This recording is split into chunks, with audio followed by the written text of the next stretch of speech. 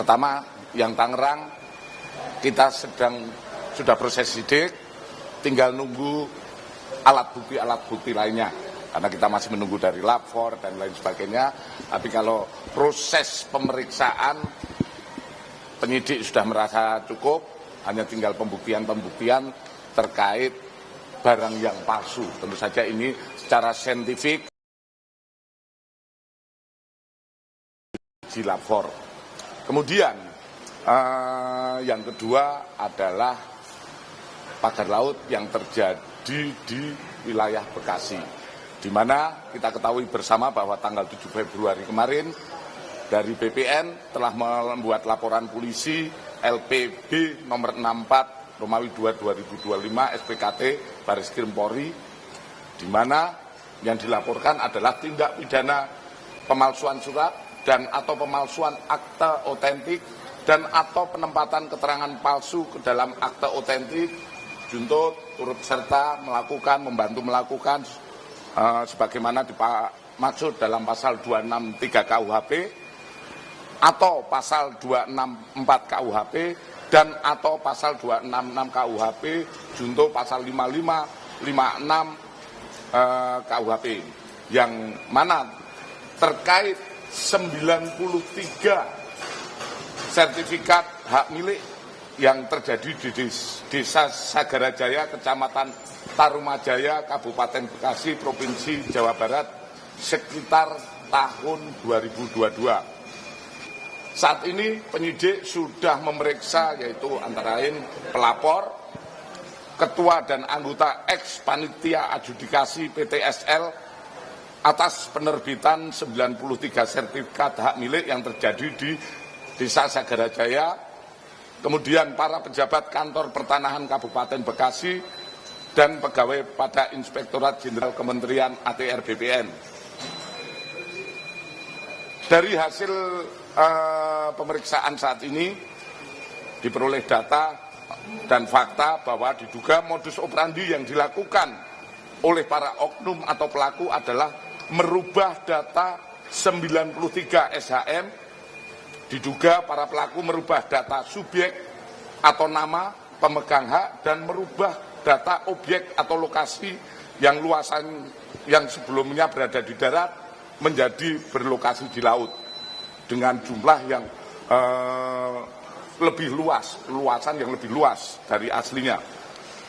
Kalau kita melihat dari apa yang kita laksanakan penyidikan terkait di Kohot dengan di Bekasi, itu ada perbedaan, yaitu jika pada kasus Kohot kita melihat bahwa pemalsuan dokumen dilakukan pada saat sebelum atau saat proses penerbitan sertifikat. Sedangkan yang terjadi di Bekasi adalah pemalsuan dilakukan pasca terbit sertifikat asli atas nama pemegang hak yang sah, kemudian dirubah sedemikian rupa menjadi nama pemegang hak yang baru, kemudian dirubah dengan alasan revisi, di mana dimasukkan baik itu perubahan ordinat dan nama, sehingga ada pergeseran tempat dari yang tadinya di darat bergeser ke laut dengan luasan yang lebih luas. Itu yang pertama. Kemudian dari ini proses penyelidikan terkait LP ini, penyidik juga mendapatkan sementara akan kita dalami, yaitu ada perbuatan lain di desa yang lain, yaitu di Desa Urip Jaya, di mana Desa Urip Jaya dan Sagarajaya itu berdekatan dalam satu kecamatan. Di situ juga muncul yang saat ini kita temukan baru kemarin. Ini yang kemudian kita dalami. Kalau kaitan dengan Sagarajaya, ini kita masih tidak ada kaitannya dengan PT itu. Dalam proses penyelidikan, penyidik mendapatkan di luar LP ini. Jadi begitu kita dapatkan, kita akan terus mengembangkan. Sementara itu hasil hari ini, kemudian proses ini juga tindak lanjut, penyidik dalam waktu dekat juga akan menggelarkan untuk lebih lanjut apakah perkara ini bisa dilanjutkan ke penyidikan atau tidak. Tapi tentu saja ini juga akan data-data kita terkumpul semua. Mungkin itu. Kepala Desa di Kohot ada, sudah diperiksa. Ya, kami gini. Tadi saya sampaikan untuk proses yang di Kohot saat ini kita sudah memeriksa semua. Tinggal kita memformilkan terkait hasil uji lapor. Jadi kita mungkin kalau ada ya tambahan-tambahan sedikit. Pada prinsipnya kita akan menguji apakah di lapor nanti hasil lapor inilah nanti jadi bahan gelar. Tinggal itu saja. Dan kemungkinan dalam beberapa hari ini dari lapor sudah bisa memberikan kepastian sehingga kita segera bisa menentukan apakah sudah bisa untuk penetapan tersangka atau tidak. Itu juga tidak akan berhenti situ aja, karena kita masih berawal dari proses kasus pemalsuan. Kita belum melangkah ke hal-hal lain, yaitu seperti yang turut serta membantu dan lain sebagainya. Kita mulai dari ujung dulu, gitu. Ya. Pemeriksaannya kapan sih, Pak? Berapa? Pemeriksaannya kapan kepada Desa Kohot? Kemarin sudah diperiksa. Kemarin sudah, ya. Total berapa saksi? 44 sudah diperiksa. 44 itu termasuk lurah? Ya, termasuk lurah, saksi-saksi, kemudian masyarakat yang ada di situ.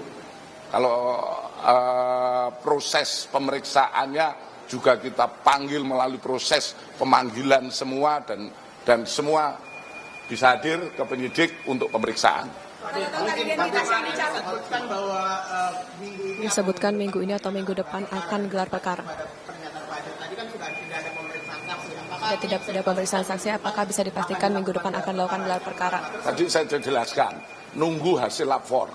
Itu kan nggak bisa kita serta-merta kapan, karena lapor juga proses penelitiannya yang secara saintifik itu yang akan kita laksanakan. Pak, di kasus Bekasi kan ada pihak PT PRPN itu kan sudah mengakui bersalahnya. Itu apakah di kasus Pagar Laut Bekasi ya, dia bersalah melakukan kegiatan reklamasi dan segala macamnya. Apakah itu akan diperiksa juga oleh penyidik? Gini, kita memeriksa secara saintifik dari awal, seperti tadi saya sampaikan, ya. Saya sampaikan kasusnya apa sih? 263 pemalsuan.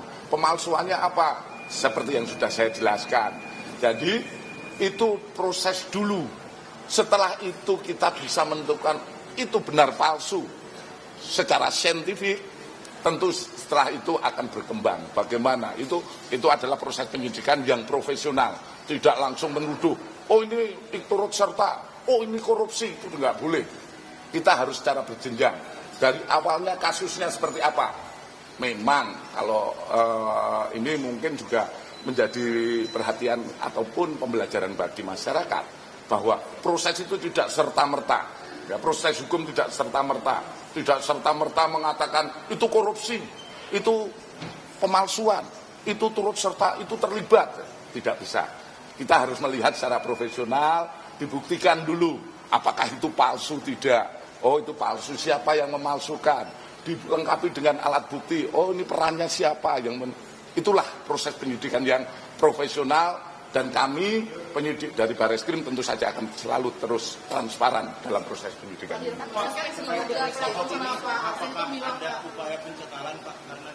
Upaya pencekalan. Kades Kohot. Untuk proses pencekalan harus tersangka.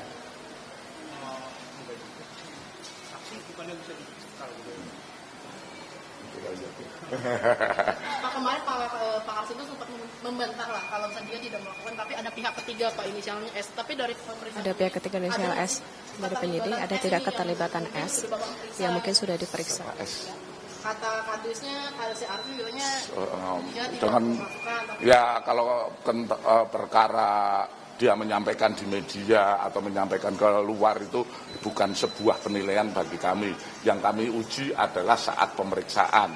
Dan saat pemeriksaan keterangan-keterangan yang disampaikan, baik itu menyangkal dan lain sebagainya, itu kami persilahkan. Pada prinsipnya keterangan saksi nanti akan kami uji dalam proses-proses gelar maupun pembuktian lainnya. Ya, oke, ya.